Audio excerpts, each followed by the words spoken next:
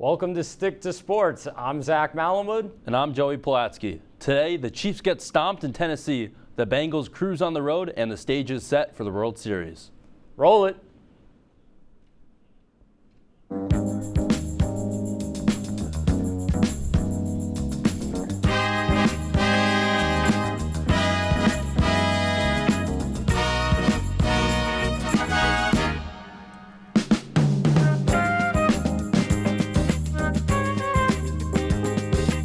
The Kansas City Chiefs lost 27-3 on the road against the Tennessee Titans on Sunday. Kansas City was held to 0 touchdowns in a game for the first time since Patrick Mahomes became their starting quarterback.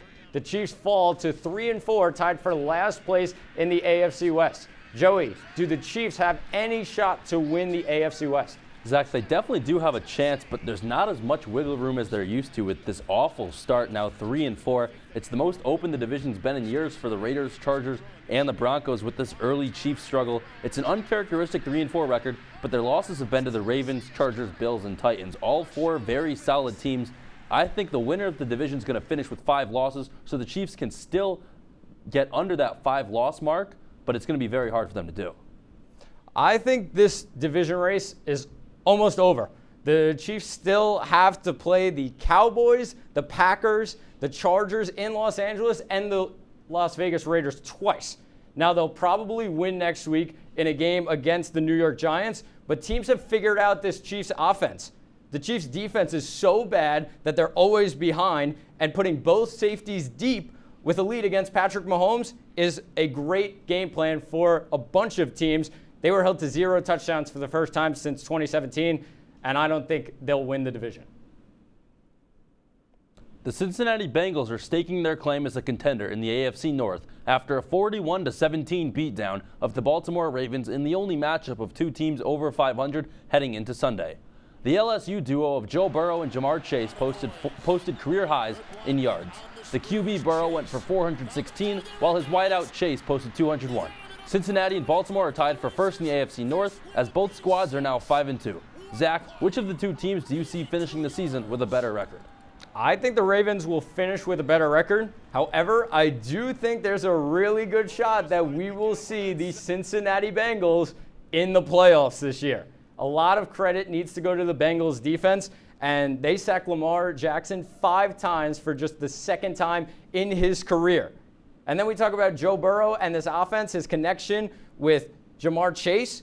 Putting up 520 yards in Baltimore is ridiculous. I think they sit in a great spot in the AFC North. Yeah, we know Joe Burrow shows up for big games. It's what he does, whether it be in the LSU National Championship or a huge game yesterday with playoff implications. It's going to be a big win to get a tiebreaker if the Bengals and the Ravens both finish with a tied record. I think we need to be ready for the conversation that Big Ben is by far the worst quarterback in this division. But the Ravens are also ranked bottom 5 in pass defense. Joe Burrow made them pay yesterday. I still think the Ravens are going to finish with a better record, but the Bengals are giving them a great run right now. No doubt. The Los Angeles Rams moved to 6-1 on the season after a 28-19 win at home against the winless Detroit Lions. In the revenge game for both quarterbacks, Matthew Stafford got the better of Jared Goff, throwing for 334 yards and 3 touchdowns. Joey, are the Rams the biggest threat to the Cardinals in the NFC? I think it's got to be either the Rams, the Cardinals, and the Packers are the 3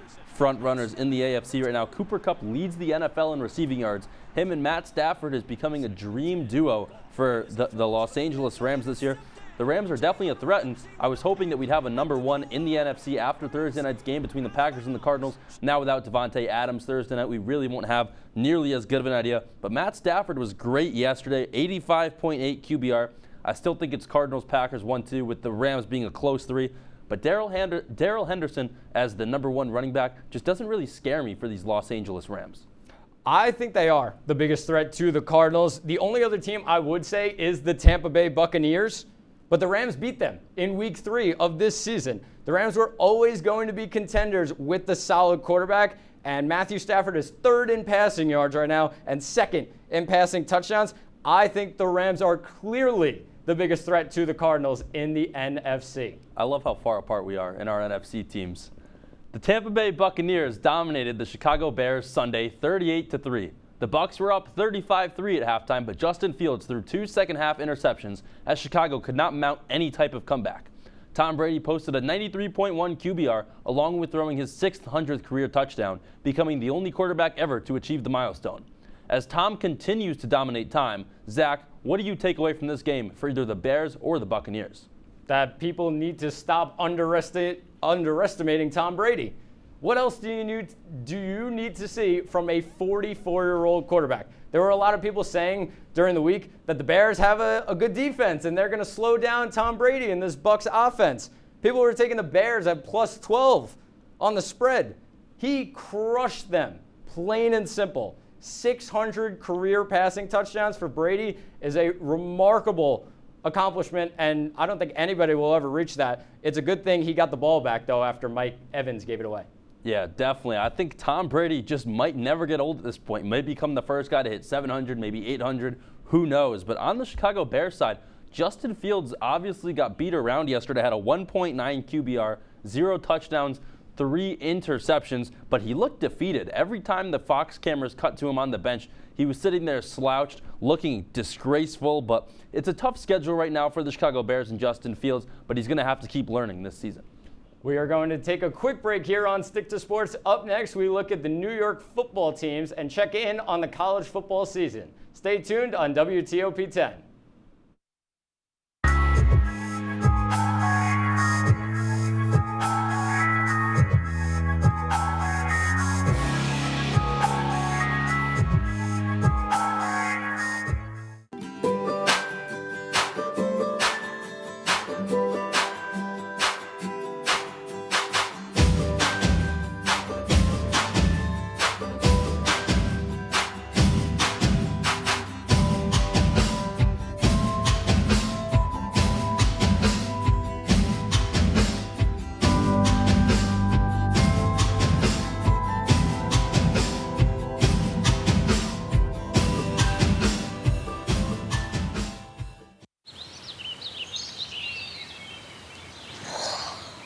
Oh, look, a redhead.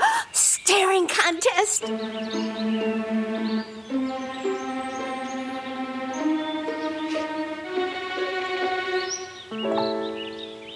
You still got it. I know. Come alive with the forest. The dad was cute. You were looking right at us. Visit discovertheforest.org to find a forest near you.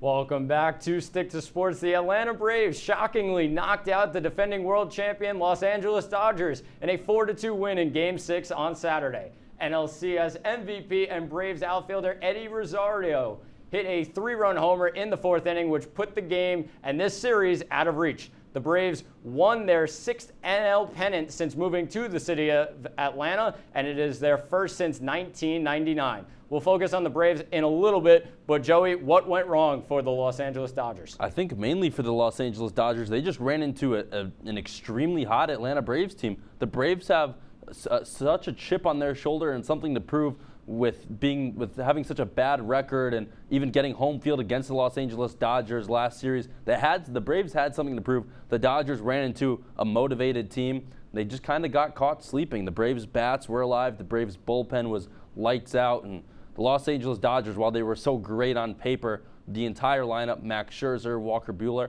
just couldn't get the job done at the end of the day. I think the clear difference in this series was pitching. And you cannot blame injuries, which a lot of the Dodgers have already done. Kershaw and Price out, and even little incidents like Trevor Bauer earlier in the season.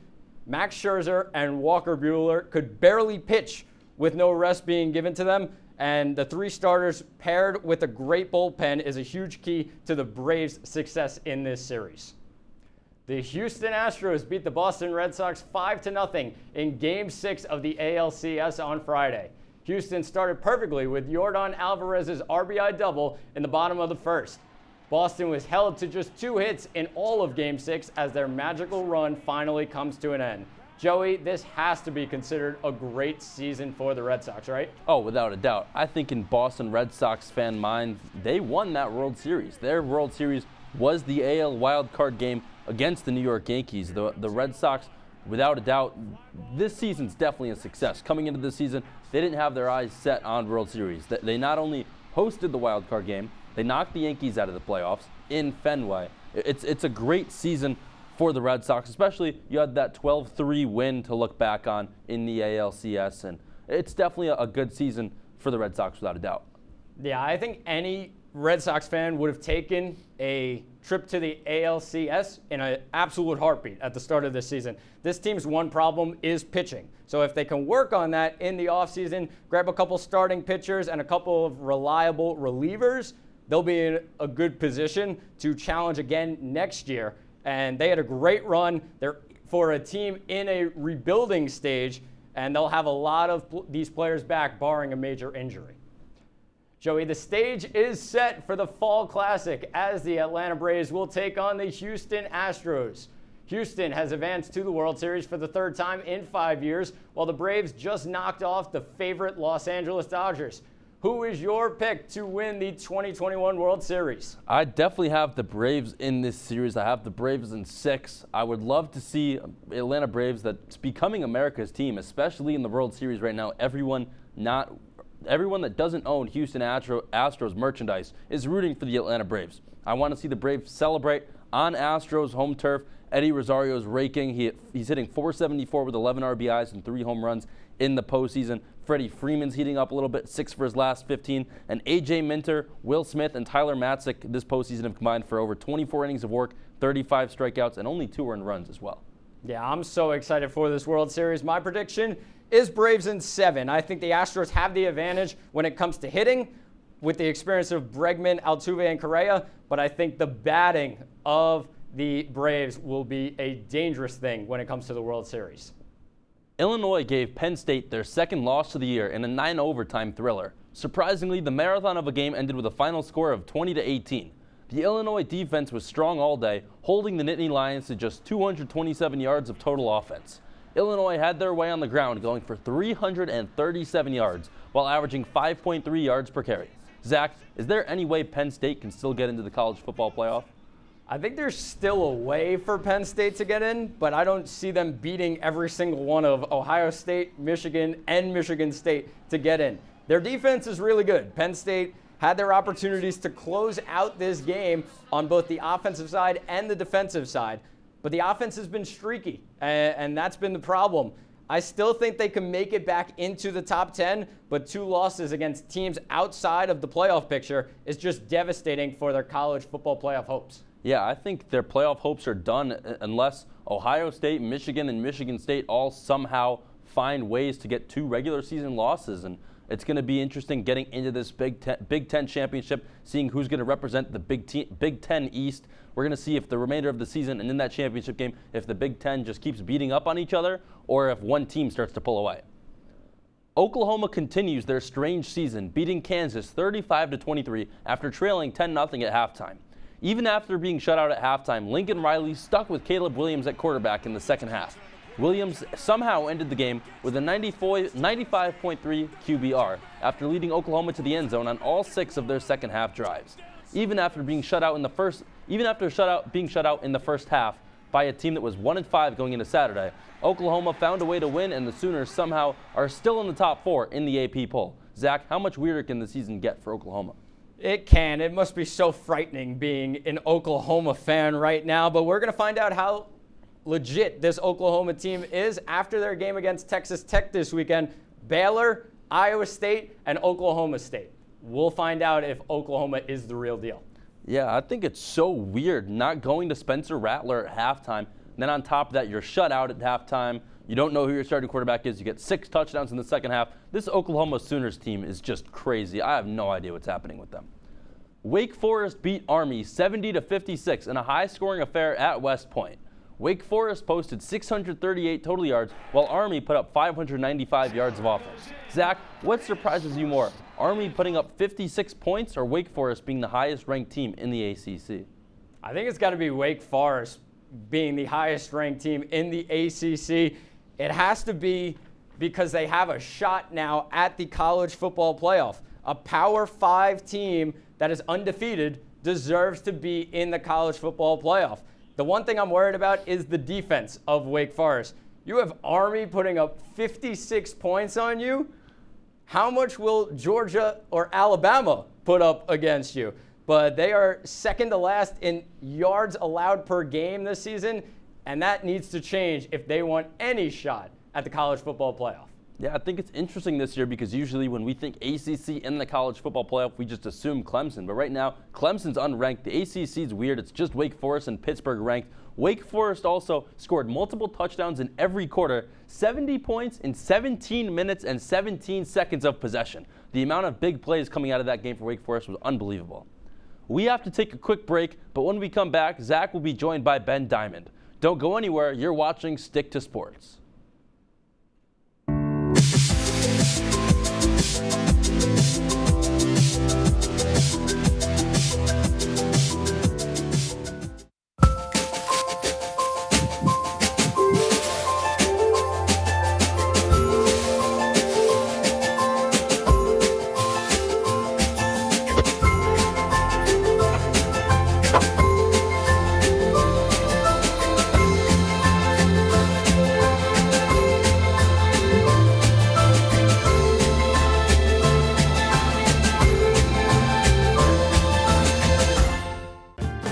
I'm a lot more confident and a lot more sure of my abilities. At Oswego is where I really found myself and became the person I am. You work hard and you play hard. I love the environment of SUNY Oswego.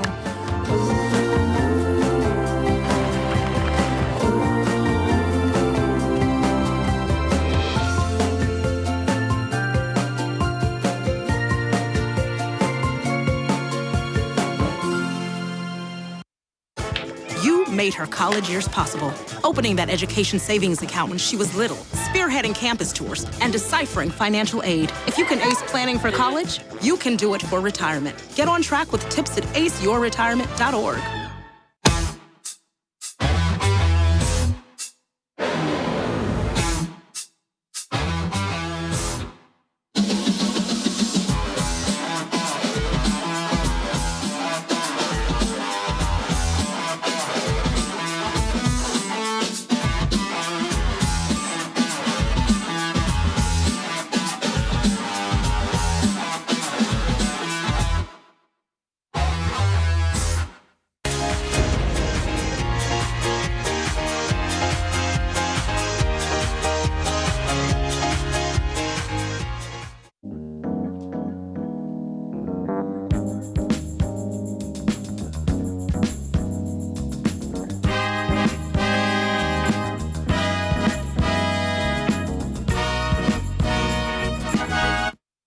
Welcome back to Stick to Sports. Joining me now is Ben Diamond, one of our producers. Ben, what do you have for us tonight?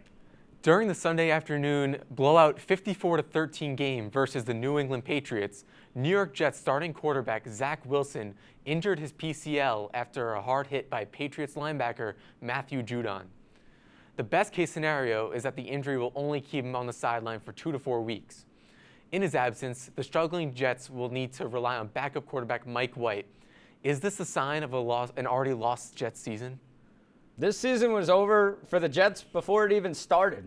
And the clear goal for the Jets coming into this season was to test out Zach Wilson and see what he's got as a rookie quarterback. He got off to a rough start, but started to improve week after week. Hopefully, injuries are something the Jets will not have to worry about in Wilson's future. The talent is there for Zach Wilson. He just needs a little bit more time to grow. Yeah, I agree. The season was definitely already deemed over by the time before the season even started. And I just think that this is the nail on the coffin, if you want to put it that way. But a question that we have for the Jets is, where do they go from here? This is their franchise quarterback, and now he's hurt for a few weeks, and he's also been underperforming. Yeah, he's out for a couple of weeks now, and you get now a couple wide receivers. You're trying to figure things out. You still have Corey Davis, who's been consistent for the Jets so far this season, trying to work on this defense, who's been a little bit shaky so far, but they're in a good spot with just trying to get Zach Wilson to learn more. Now, moving over to another AFC East team, throughout the offseason, rumors swirled around that the Texans were going to move on from Deshaun Watson amid his controversy. Recently, rumors have resurfaced stating that the Texans could ship Watson over to the Miami Dolphins, and the return possibly being Tua Tagovailoa at the forefront. With both teams struggling this season, it is hard to gauge whether or not the trade could really happen. If the trade does go down and Watson does play, does it turn the Dolphins season around? I think just like the Jets, the Dolphins season is all but over as well. They sit at 1-6 right now, and they are not going anywhere after a loss to the Atlanta Falcons. Obviously, there will be a big process if Deshaun Watson will have to come back. He'll have to go through a couple of protocols and different things regarding the 22 filed cases. But Watson wants to go to Miami. Those are what the headlines are saying. And I don't understand why the Dolphins are already giving up on Tua Tagovailoa. He went 6-3 in 9 starts last season. What is so bad about that? Yeah, and I mean, even when they get Watson, it gives them a bona fide quarterback. I know, as you just said, Tua has been solid. Of course, this season he's been hurt and really hasn't been all that consistent. He hasn't been all that consistent. But Watson could give them a quarterback that, if he stays, could be that quarterback that they've been looking for to keep around and be a centerpiece, especially with pieces like Waddle. Now, moving over to the NBA, last night versus the Memphis Grizzlies in a 121-118 win, Lakers' Carmelo Anthony passed Moses Malone for 9th on the all-time scoring list. With this accomplishment, Anthony is reminding fans that he is good and has been very good for a long time. The only thing missing from his career resume is the long, elusive championship ring. With this Lakers team, it seems as though Anthony has his chance to win a ring before he retires. But even if he retires without a ring, he is a Hall of Famer through and through. No doubt. He's a Hall of Famer no matter what. I don't think he'll get a ring with the Lakers during this season. But if you were looking for a player to score, Melo has been right near the top of that list for the last decade. And what a great milestone to pass Hall of Famer Moses Malone. And it will be interesting to see if Melo stays in the NBA so he can catch up to Shaq. Only 1,200 more points to go. Yeah, he's definitely been one of the best players in the league for the last 15 years, maybe, and even more. And I think that his accolades, I don't think he's a first ballot at the moment, but I think a ring, if he were to win one, would 100% put him over the bump. And even through all the ups and downs, even the last few years, going to the Thunder, then going to the to the Trailblazers, he's shown that he can stay around, and he's really proved himself. Yeah, he's been a good addition to a lot of different teams that have been around the playoff picture, including the Trailblazers, and now he's trying to find something with this Lakers team. But we'll have to take a quick break here on Stick to Sports. Thanks once again to Ben for his segment. When we come back, Joey and I will go through our best bets and what to watch for. Don't go anywhere. You're watching Stick to Sports on WTOP 10.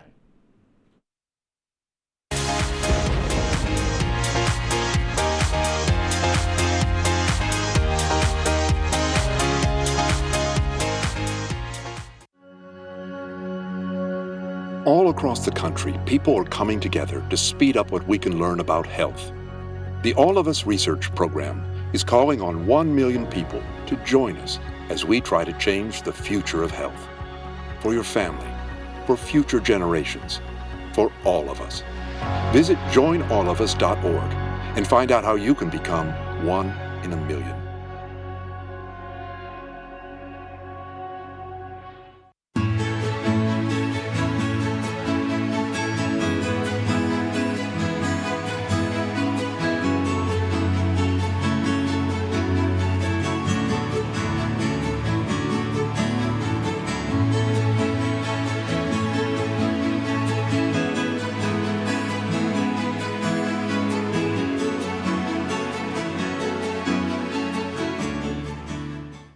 Our son Arjun was born with cystic fibrosis. CF is a genetic disease that shortens lives. When the foundation was founded in 1955, children with CF rarely live long enough to attend kindergarten. Today, thanks to the foundation's groundbreaking research, advocacy, and care, some people with CF are attending college, getting married, and starting families. We've made amazing progress, but until a cure is found for all people with CF, we will not stop. Help us add tomorrows. Visit cff.org today. Is there a danger hiding in your home? Unused opioid medicines could harm your family. Find your unused opioid pills, patches, or syrups and learn how to dispose of them safely at fda.gov/drug disposal.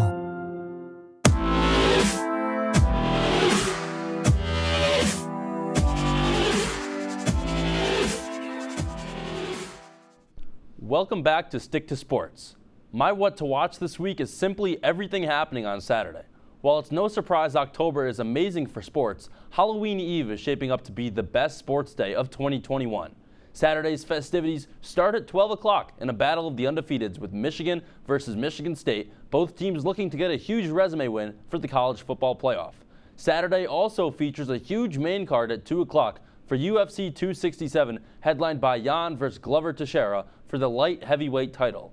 Saturday night, you're going to need multiple TVs. At 7:30, we have another huge Big Ten game between Ohio State and Penn State, as well as World Series Game 4, slated for an 8:09 first pitch. As much as I love chocolate and Halloween, I'm more excited to watch sports all day Saturday than most kids are to trick-or-treat on Sunday. Zach, Saturday, what are you looking forward to for Saturday? Well, there's so many different things going on. You got college football, you got UFC, and you got the World Series. This is everything you want at this time of year in late October. This is what we're asking for as sport fans. I'm looking at the big matchup, and that it comes in the Big Ten at 12 o'clock. But I'm going to look at the other Big Ten matchup for my what to watch this week, and it comes in college football as the number 20 ranked Penn State Nittany Lions traveled to Columbus to take on the number 5 ranked Ohio State Buckeyes. First of all, yes, Penn State is coming off of 2 straight losses to Iowa and Illinois, where they lost by 2 and 3 points. The bookies have this rivalry game with Ohio State at minus 18.5. I understand that this game is in Ohio, and the Horseshoe will be rocking on Halloween weekend, but Penn State will keep this game close. Penn State's defense is top 15 against the pass and top 6 in points allowed in all of college football. Ohio State has played one ranked opponent this season, and they lost to Oregon. This is a huge matchup for both teams, and although this isn't a top 10 matchup anymore, the entire college football world will be watching. Now shifting to best bets. I'm on the Tennessee Titans at -1 this Sunday on the road against the Indianapolis Colts. We need to talk about Derrick Henry. He's the best running back in the NFL without a doubt. People have been recognizing Henry as one of the top running backs in the league, but he's not one of the best. He's the best. He's number 1. Derrick Henry has led the league in rushing yards in both seasons he's been a starter, and he currently leads the league with 869 yards. Jonathan Taylor's in second place for rushing yards in 2021, and he's closer to Mark Ingram, who's in 31st. Derrick Henry is a beast and runs through real-life peak athleticism, NFL defensive ends, and backs with ease. Indianapolis is 3-4. Their 3 wins coming against teams that are under 500. Tennessee has Derrick Henry. They're getting going, and they're going to stomp all over the Colts Sunday. Titans -1. Give it to me all day long. It's a bold pick there, Joey. I'm going to college football as well. The 8th ranked Arkansas Razorbacks. Well, I'm actually going to do the Ole Miss Rebels taking on the Auburn Tigers. I think it's number 10 Auburn taking on number 18 Auburn, and the money line is at +110. I really like Ole Miss in this one. Matt Corral is a Heisman candidate, and he's going to be really, really dangerous against this Auburn team. Even though this game is on the road, I really like Ole Miss to take a win at Jordan-Hare Stadium. It's going to be a great matchup. Corral and Ole Miss have been looking really good, Zach. That's all the time we have on this episode of Stick to Sports. Be sure to tune in next week right here on WTOP 10. Good all.